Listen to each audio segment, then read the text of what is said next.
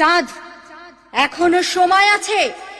মর্তে পুজো দে আমার, তাহলেই ফিরে পাবি সমস্ত কিছু তোর। দূর হ চাংমুড়ি কানি, দূর হ। হেতা হতে দূর হ রে পাপমতি। যে হাতে পুজেছি আমি শিব সুলো পানি, সেই হাতে পুজিব না চাংমুড়ি কানি।